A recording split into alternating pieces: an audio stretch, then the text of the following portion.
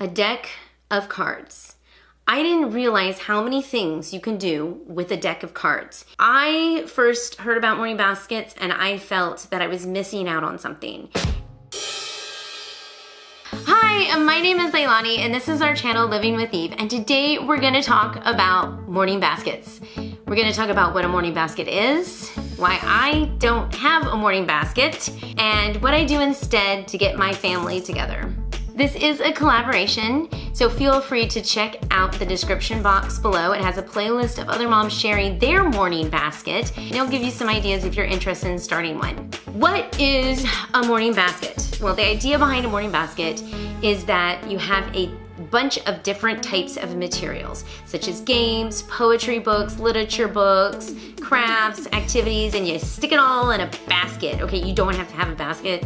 I mean, if you want, you can put it like on a shelf or just in the corner next to your table if you want to, but the basket just kind of holds it together. No big deal. You don't have to go out and buy like a $50 basket. It's not, but the main purpose is bringing the family together, specifically in the morning. It reminds me, I used to be a public and private school teacher, so it reminds me a lot of circle time or bell work. It's this idea of getting yourself started as a family, getting yourself focused, and being able to move on to those hardcore curriculums that we all don't always want to do. It's a great concept, but we don't do it. If you don't think your family would work well with the morning basket, it's totally okay. The whole purpose of a morning basket is to bring the family together. They're saying in the morning to get you guys started, but some people, they're not morning peoples, and they want to do it in the middle of the day or in the afternoon or in the evening, and that's totally okay. But the idea is to bring the family together, because if you're homeschooling, you're family people. I mean, that's just kind of why you do it. Well, not maybe why you do it, but it's a good reason to do it. Be that family together. The reason we don't do morning baskets is one, because when I was a teacher and I did bell work, I always kind of got carried away with the fun stuff. And I know myself, I would do the same thing and not get to the core stuff, and then I would stress myself out for the rest of the day. This is one reason. Another reason is because my daughter, who has Down syndrome, has a lot of therapies. And not every day, but most days they're very early in the morning, and I like that because it gets us up out of bed, it gets us eating breakfast. So if I didn't have those therapies in the morning, quite honestly, school wouldn't start till 11 or 12, being honest. And another reason is because my kids honestly like to start the morning with piano. So what do I do instead of a morning basket? Well, I like to focus on the purpose of a morning basket, which is to bring the family together, doing something educational and fun. And I'm a big read aloud person. I like to read aloud to my kids. I like to act it out, all that fun stuff, which I'm gonna do a video about how I read aloud. I'll stick a link if it's ready. But until then, I'm gonna show you what we're reading aloud right now. One of the things though for morning baskets that's really popular is this rotation and this looping thing. Some people will rotate it once a month. Some people will rotate it, I don't know, as a loop system. If I call it a rotation, I rotate when we're done with the book or if the kids get bored. Now we do a lot of read alouds, and let me show you what we're reading. We are reading this book right now. It's a book by Andrew Peterson. It's actually a series. It's the Wing Feather Saga. I would say it's very Lord of the Ring-esque, but it is more for your upper elementary, I would say middle school. It's by a Christian author, so I should see a biblical theme through it. However, I haven't seen that yet, but I'm also not done with the book either. But this is it. I will stick a link in the description box below. We are also working through the Gathered Round curriculum. Now, this is not like our family time, what I would consider extras type stuff.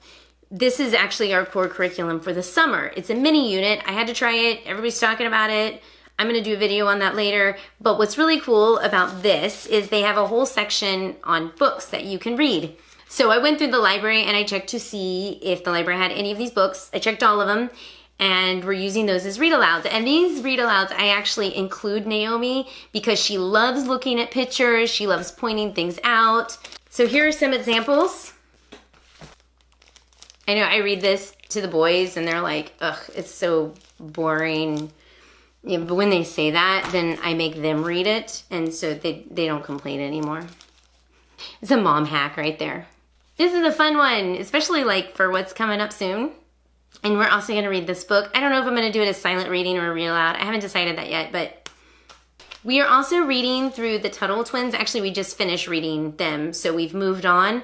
But my kids really liked them. I'm gonna stick a link down below so you can check them out. They are political, they teach about the government, they talk about economics, and so it's just, they're very interesting and up for a lot of discussion. So I'll let you do some research on that and decide if you want to purchase these.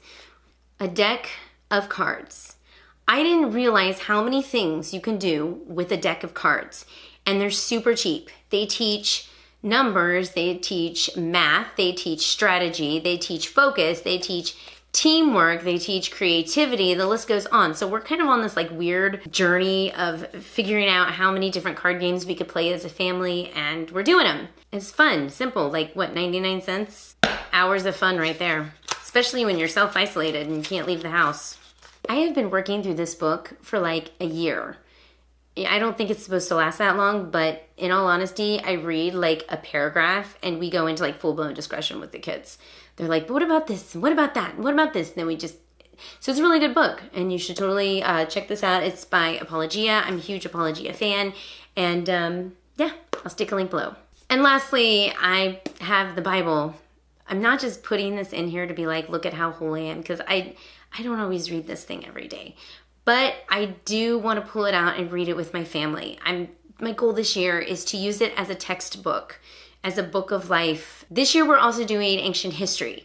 So we're learning about the Persians, we're learning about the Babylonians, we're learning about the Greeks and the Romans, and I'm hoping that we can find some of those stories in the Bible that take place during that time so we can kind of get a sense of what they're going through politically, culturally, give us a better understanding of what scripture is really, what they're really feeling and experiencing, and you know, that kind of fun stuff. Yes, it's in my morning basket, as a family basket, as something that I pull out and read with my kids. I try every day. So that's what we do as a family when we want to do something educational. Check out those other videos below to give you guys some ideas, but remember, do not feel guilty or shamed or even overwhelmed or like you failed, because I'm gonna tell you what, I first heard about morning baskets and I felt that I was missing out on something. And quite honestly, it took me a while to realize I wasn't. I was using the same idea of a morning basket, but in my own terms, so to speak, because we're all individuals.